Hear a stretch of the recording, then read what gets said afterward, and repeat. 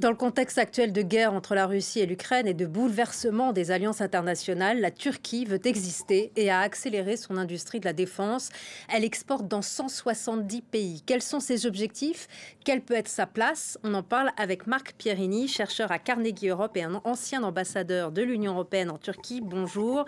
La Turquie devient une puissance militaire. Elle est membre de l'OTAN, mais elle maintient des relations avec Moscou. Quels sont les objectifs du président Erdogan? Quelle est sa vision de la place de la Turquie dans les bouleversements internationaux actuels? Alors, comme vous l'avez dit, elle a des relations avec les deux côtés dans ce conflit qui dure depuis des années entre la Russie et l'OTAN. Et elle a toujours cherché à garder un équilibre. C'est très difficile parce que la Russie a des moyens de pression sur la Turquie. Elle lui fournit beaucoup d'énergie. Elle y construit une centrale électrique nucléaire. Elle a réussi à obtenir de la Turquie qu'il n'y ait pas de sanctions contre ses exportations de pétrole vers la Turquie, réexportées une fois raffinées vers d'autres pays. Donc il y a beaucoup d'intérêts communs entre la Russie et la Turquie. Mais en même temps, le parapluie de l'OTAN, c'est extrêmement important pour Erdogan. Alors à la fin des fins, tout ceci se résume à une question de politique intérieure. Le président turc, malgré sa réélection pour la Xème fois, a des difficultés économiques et les sondages ne sont pas en sa faveur. Donc il essaye de jouer un rôle sur la scène internationale, il essaye de régler le problème du PKK à l'intérieur et il soutient le règlement du problème des Kurdes syriens avec Damas.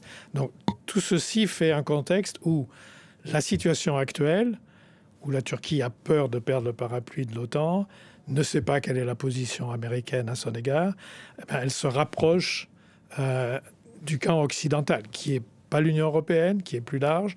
Il y a le Royaume-Uni, la Norvège, l'Islande, il y a le Canada et d'autres. Et bien entendu, elle essaye de tirer parti de ce que vous avez dit, c'est-à-dire ces progrès considérables en termes d'industrie militaire et le nombre important de ses troupes. On va revenir sur les Kurdes et la Syrie, mais dans les accords maritimes de la mer Noire entre l'Ukraine et la Russie, la Turquie elle a joué un rôle important par le passé. Est-ce qu'elle peut jouer un rôle futur dans les négociations à venir ou dans le cadre de discussion d'un futur plan de paix? Alors, si on arrive à un plan de paix ou même à un cessez-le-feu, elle a un rôle à jouer parce qu'il y aura deux questions qui se poseront. La première, c'est de protéger les côtes de l'Ukraine. Et ça, ce sera compliqué parce que la géographie de la Crimée occupée et les zones juste au nord de la Crimée, c'est extrêmement proche d'Odessa. Donc, il y a une très grande complexité géographique là. Et deuxièmement, la Turquie est la gardienne du traité de Montreux de 1936, par laquelle elle a, jusqu'en février, il y a 3 ans, autorisé les transits de bateaux russes, notamment le premier renforcement de la flotte russe de la mer Noire. Puis, dès le début de la guerre, comme elle en avait le droit, comme c'est prévu dans le traité de Montreux, elle a interdit aux bateaux russes de rentrer. Naturellement, les Russes veulent rétablir ce mouvement à partir du moment où l'état de guerre serait terminé. Où est-ce qu'il se termine? Cessez-le-feu, accord de paix, on ne sait pas. Donc, il y a une situation extrêmement fluide en ce moment. Le grand avantage pour Erdogan aujourd'hui, c'est, comme on l'a vu dans les 2 dernières semaines, c'est que son ministre était présent au sommet de Londres, ses généraux étaient à Paris, ici, il y a quelques jours. Il y a cette photo extraordinaire où vous voyez avant-hier le chef d'état-major des armées, le général Burkhardt, avec son homologue britannique. Ça, c'est pas étonnant, ils se voient tout le temps. Puis il y a le chef d'état-major turc qui est là sur la même photo et ils sont tous les 3 tout seuls. Donc c'est quelque chose qu'on n'aurait pas pu imaginer une seconde il y a 6 mois. Maintenant... Mais vous pensez qu'il pourrait y avoir une alliance militaire entre les pays européens et la Turquie, par exemple? Il peut y avoir une conjonction d'intérêts, donc des livraisons de munitions, des livraisons d'armes, pas forcément à l'Ukraine, mais peut-être à certains pays de l'OTAN voisins d'Ukraine. La difficulté va être que le président Erdogan veut en profiter pour revenir sur le devant de la scène internationale dont il est largement exclu depuis pas mal de temps. Et donc, vous entendez ce discours qui n'est pas nouveau, qu'il a encore répété il y a 2 jours, l'Europe n'est rien sans la Turquie. Bon. Alors, si jamais il est invité à un Conseil européen un de ces jours, c'est un discours qui fait un peu bizarre, naturellement. Et puis, il va dire « Moi, j'ai rempli tous les critères pour adhérer à l'Union, c'est ma priorité principale. » Personne n'y croit, naturellement. Et puis en plus, il faut l'unanimité, donc on n'y arrivera pas. Donc il y a un mélange des genres, là, qui est un peu compliqué, mais sur le plan militaire, il y a des possibilités. Autre grand sujet, la Syrie. Le nouveau pouvoir du président Ahmed al-Shara a signé cette semaine un accord historique avec les forces kurdes. Comment est-ce perçu par la Turquie? Quel rôle la Turquie joue en ce moment en Syrie par rapport à ce nouveau pouvoir? Oui, alors effectivement, l'accord signé par Ahmed al-Shara avec Mazloum Abdi est tout à fait historique.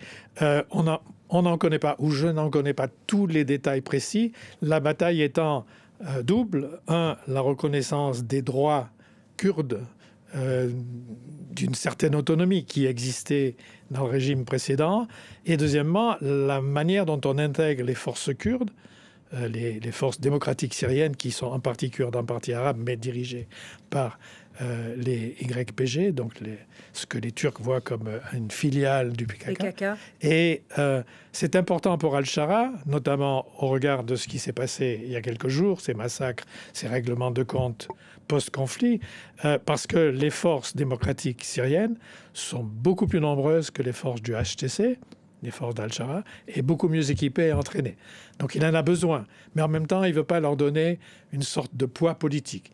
Donc, et les déclarations d'Abdullah Öcalan qui a appelé à renoncer à la violence, le PKK a appelé au désarmement. Comment il y a eu une réponse d'Erdogan? Oui. Erdogan est très favorable à ça, puisque grosso modo, Öcalan a renoncé à tout. Il faut maintenant que le congrès du PKK entérine tout cela. Ça c'est probable. La répercussion, c'est évidemment l'accord en Syrie qu'on vient de mentionner.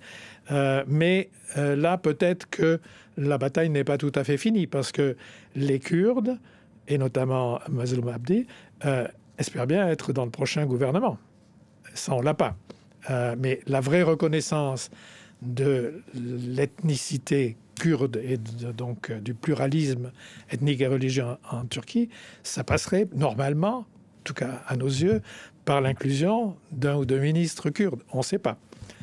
Dernière question rapidement. Le rôle de la puissance militaire turque, vous l'avez dit en début d'interview, va de pair avec un raidissement du régime. Les arrestations, il y a eu une nouvelle vague d'arrestations, qui est une vague de répression qui s'abat sur le pays. Les arrestations sont multipliées depuis 2 mois, des avocats, des journalistes, des chefs d'entreprise. Comment s'explique cette nouvelle vague de répression?